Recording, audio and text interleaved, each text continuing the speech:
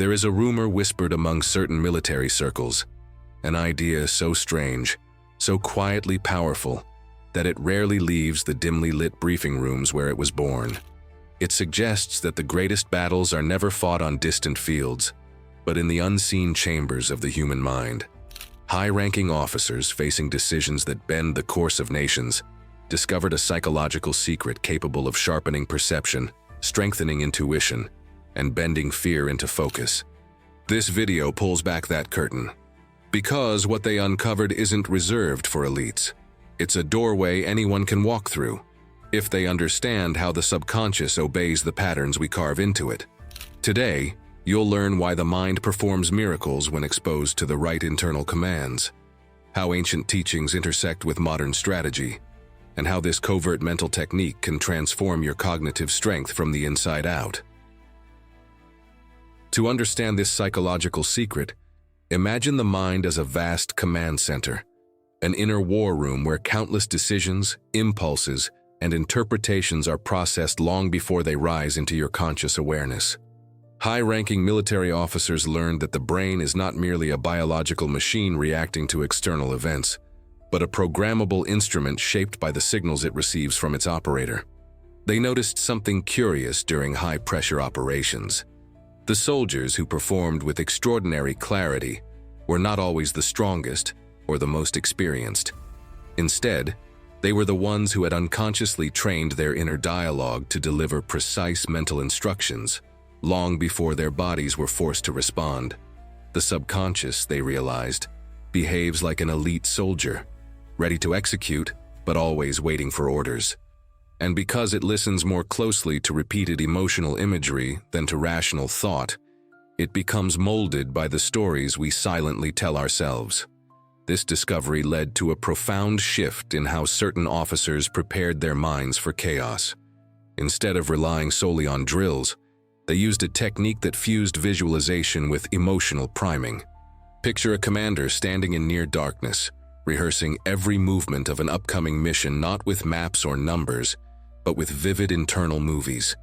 Every breath, every sound, every shift in the environment was imagined with meticulous intensity.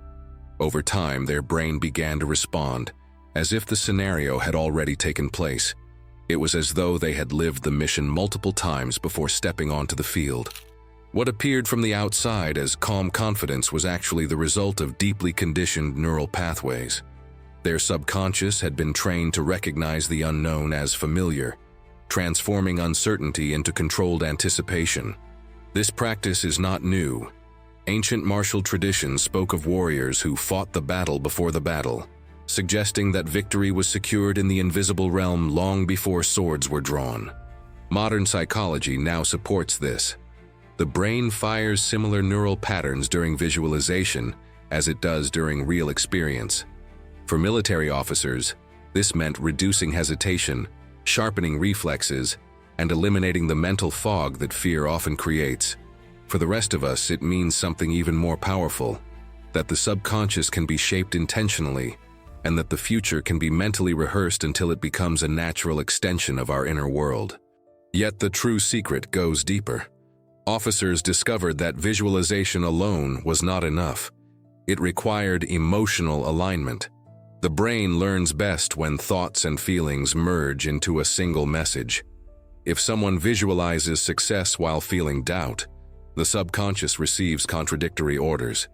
But when the imagery is paired with calm certainty, a strange transformation occurs. The mind adopts the scenario as truth, preparing the body and perception to behave as though the outcome is already unfolding. This is why elite soldiers often exude an uncanny presence, not arrogance, but a serenity rooted in mental conditioning. They have placed themselves psychologically into the future they want to inhabit. What makes this technique extraordinary is that it bypasses conscious resistance. You don't need to argue with your fears or convince yourself you're capable. Instead, you plant precise emotional impressions into the deeper layers of your mind until they crystallize into new instincts. High-ranking officers used it to stay composed in moments where chaos tried to overwhelm their senses. You can use it to sharpen focus, break old mental habits, or expand the limits of what you believe is possible. The subconscious is always listening. The question is whether you are giving it commands shaped by intention or by accident. As officers refined this mental technology, they uncovered an even more mysterious layer of the mind's architecture, one that blurs the line between cognition and intuition. They noticed that after prolonged subconscious conditioning, their perception became unusually heightened. Small details stood out with vivid clarity, patterns emerged where others saw randomness, and decisions that once required lengthy analysis began to arise instantly, almost instinctively. It was as though the subconscious, after receiving months of coherent internal commands, began to operate like a silent advisor capable of processing information far faster than conscious thought ever could. This wasn't mysticism. It was the result of training the brain to remove noise, those unnecessary internal frictions that cloud decision-making and paralyze the mind during moments of high intensity. You may have experienced glimpses of this yourself, moments when you suddenly sensed the right choice before fully understanding why. Most people ignore these signals, dismissing them as coincidence or irrationality. But military officers, whose lives often hang on a knife's edge, learned to treat such sensations as data. They understood that the subconscious mind processes millions of inputs that never reach conscious awareness. And when the mental environment is properly conditioned, the subconscious begins to generate insights with uncanny precision. This phenomenon isn't merely psychological, it is neurochemical. When the mind rehearses a scenario repeatedly, it strengthens synaptic pathways, creating what neuroscientists call anticipatory models. The brain becomes a prediction engine, preparing you for events before they happen. Yet military officers added a crucial twist. They combined this neurological principle with strategic self-programming. They didn't simply visualize outcomes, they created internal maps of how they wanted their minds to function under pressure.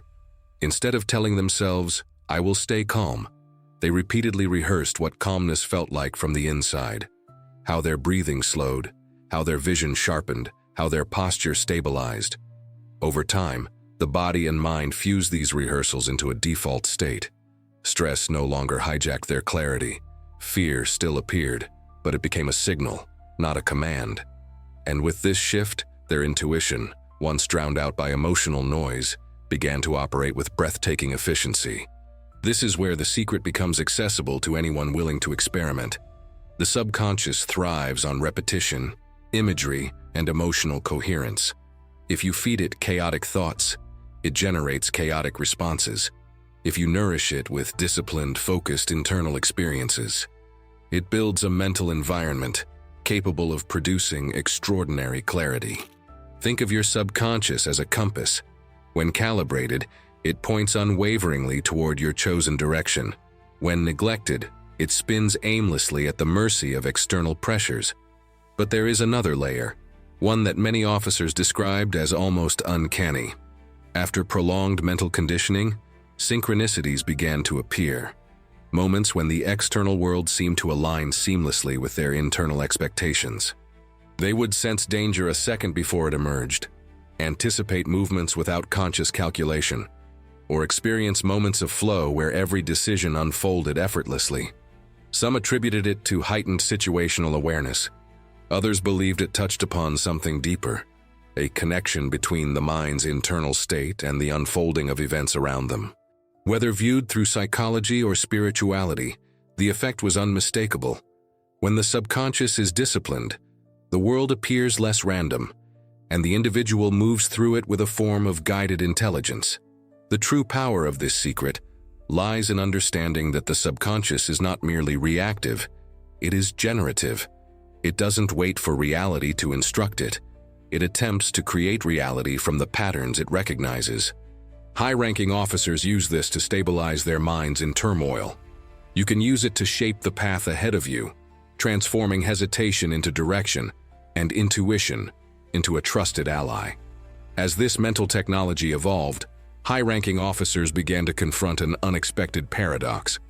The more they tried to control their subconscious, the less effective the technique became. This led them to a subtle but profound insight.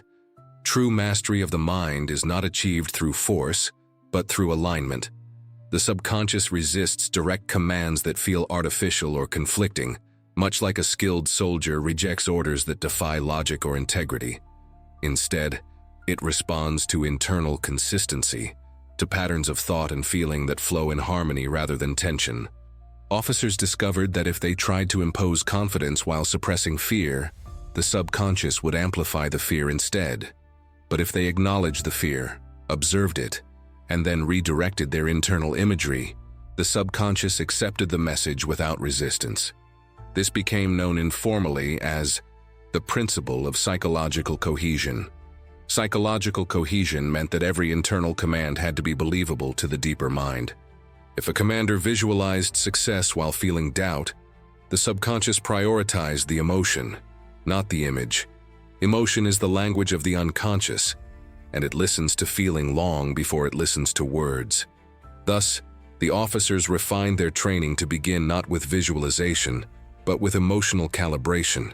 They learned to slow their breath until their heartbeat steadied, to find a point of inner stillness from which any mental suggestion could be delivered with quiet authority. Only when the emotional state supported the imagery did the subconscious embrace the instruction. This subtle shift transformed their entire approach. It was during this refinement that they noticed something even more intriguing. As psychological cohesion strengthened, their perception of time seemed to stretch. Moments of crisis unfolded with greater clarity, as if the mind were processing information in slow motion.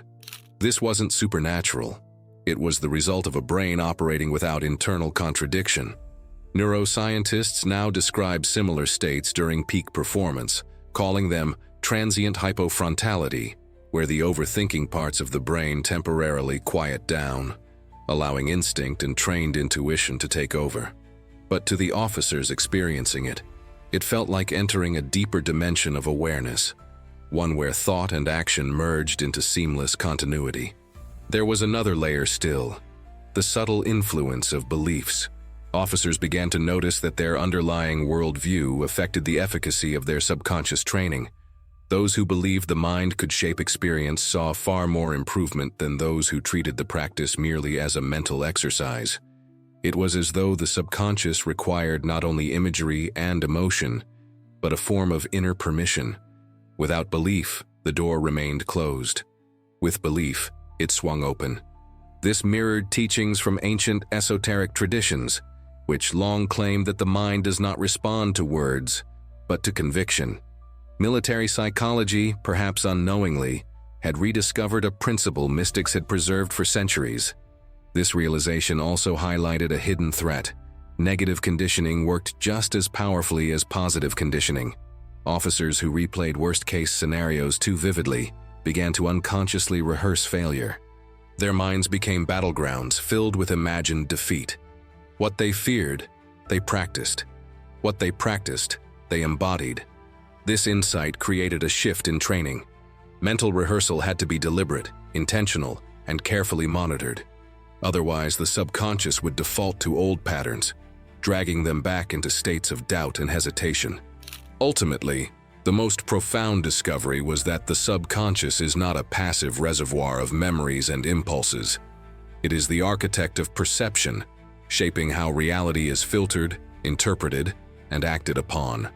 High-ranking officers used this knowledge to navigate chaos with clarity.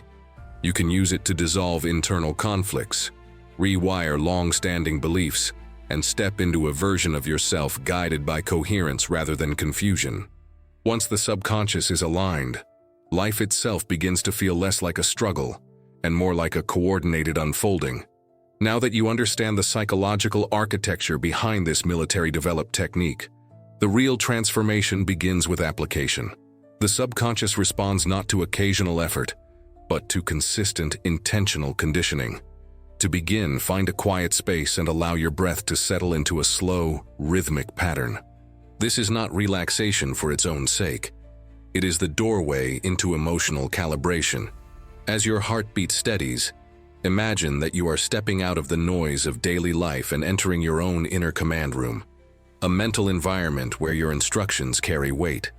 In this stillness, you lay the groundwork for subconscious cohesion, signaling to your deeper mind that what follows is important.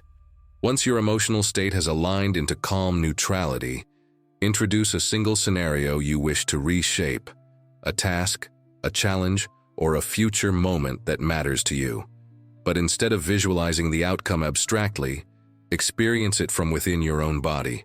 Feel your posture, your breath, your expression as though the moment is unfolding right now. The subconscious does not understand metaphors. It understands lived experience. So give it what feels real. If you wish to improve focus, imagine yourself sensing every detail with clarity.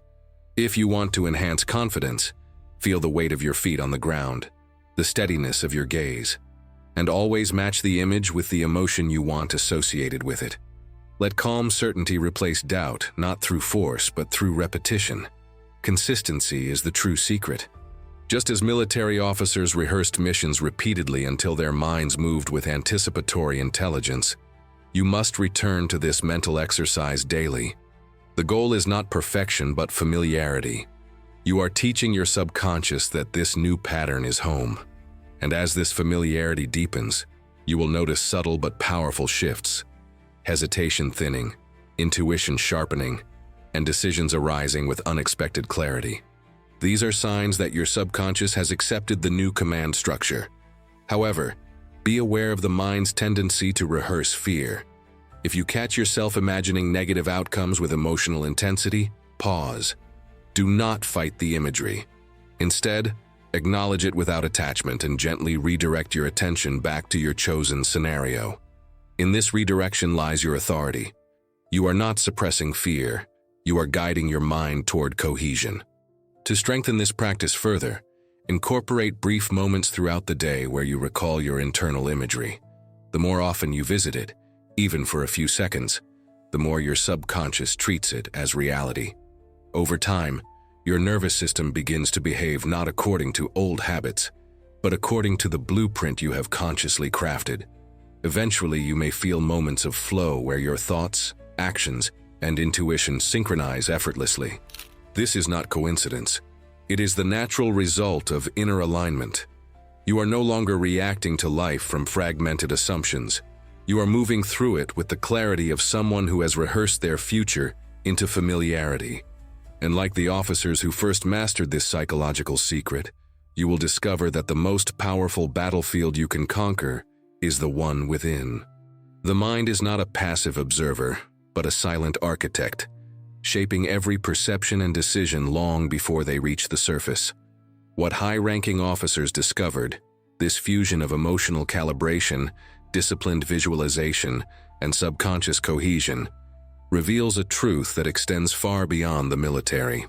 When you train your inner world with clarity and intention, the outer world begins to reflect that alignment. You become steadier, clearer, more attuned to the subtle signals that guide your path. As you continue exploring these practices, remember that mastery is not achieved through force, but through consistent, deliberate inner refinement. So carry this knowledge forward, and let your subconscious become not a reservoir of old fears, but a compass pointing you toward the person you are choosing to become. The battle is internal, but so is the victory.